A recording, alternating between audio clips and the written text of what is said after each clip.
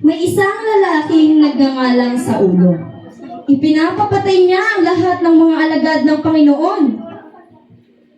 Ba't kayo sumasamba kay Jesus? Patay niya ba yan? Kayo din, sumasamba din kayo kay Jesus. Patay din ba yan? Ikaw, sumasamba ka kay Jesus? At habang papunta siya sa Damasco upang dakpin ang mga alagad ni Kristo, biglang nagliwanag ng nakakasilaw na ilaw mula sa langit. Uy!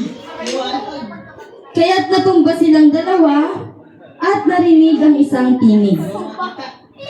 Saulo, Saulo, bakit mo ako inuusig? Sino ka? Panginoon? Ako si Jesus, ang iyong inuusig. Pumunta ka sa lungsod at dooy sasabihin ang iyong gagawin. Okay. Tumayo nga si Saulo papuntang lungsod, ngunit hindi na siya nakakakita. Kaya't inakay siya ng kanyang kasama. Sa kanyang paglalakbay papuntang Damasco, nadapa siya at gumulong-gulong. Ngunit tinayo siya ng kanyang kasama. Kaya't naglakbay ulit sila papuntang Damasco. Hindi siya nakakita ng 3 araw. Hindi rin siya uminom ni kumain. Sa kabilang dako naman ng Damasco, may isang alagad na nagngangalang Ananias at inutusan siya ng Panginoon.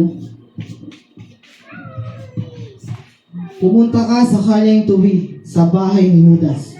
May tao roon na nangangalang Saulo. Ipatong mo sa kanyang ulo ang iyong kamay para makakita siyang muli. Panginoon, ngunit nabalitaan ko po na pumapatay siya ng mga tagasunod mo. Natatakot ako, baka isunod niya ako. Pumunta ka roon sapagkat siya ang pinili ko upang ipakilala ang aking pangalan sa mga hintil. Sige po. Pumunta nga si Ananias sa lugar, naglakbay siya, naglakbay, hanggang makita niya ang kinaroroonan ni Saulo. Sige ba yan? Ako po. Pakay ka na pa rito. Anong pakay mo? Medyo, bahay po ni Saulo yan. Dito, ano? Tawagin ba? Oo, doon na ako.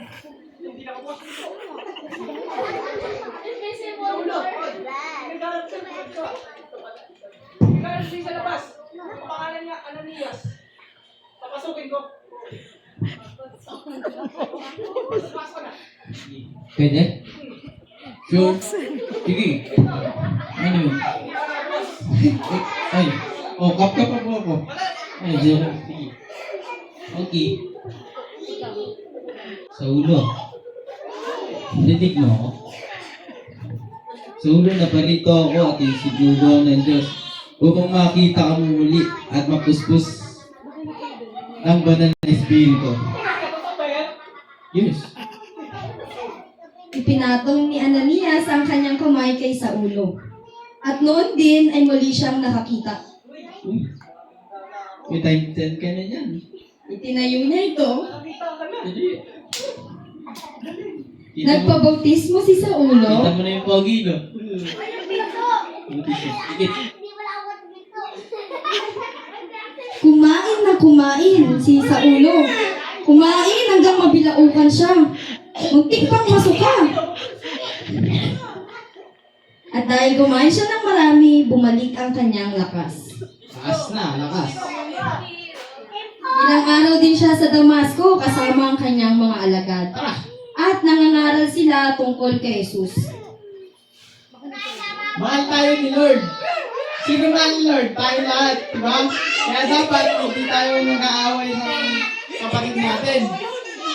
Sino nang gusto ng Bible? Oh, bibigyan ko kayo. Oh. Kaya't nagtaka ang mga nakakarinig at nakakakita sa kanya. Teka, di ba ayun yung naghahalik ng salita ng Panginoon kung ayaw nyo? Patayin natin siya! Ayun no? Tara, patayin natin siya! Hindi nagpadala sa mga naririnig niya si Saulo. Mas lalo siyang nagpahayag ng salita ng Panginoon. Mahal tayo ni Jesus, kaya siya namatay sa cross para iligtas tayo. Salamat ka. Pagkaraan ng maraming araw, nagkaisa ang mga Hudyo na patayin si Saulo. Kaya't inabangan nila ito araw at gabi. Ngunit nalaman ito ni Saulo. May papatay ata sa akin. Kaya't isang gabi, inilagay siya ng kanyang mga alagad sa isang basket. Tinakpan upang hindi makita. Dinala sa kabilang pader at sinut siya dito.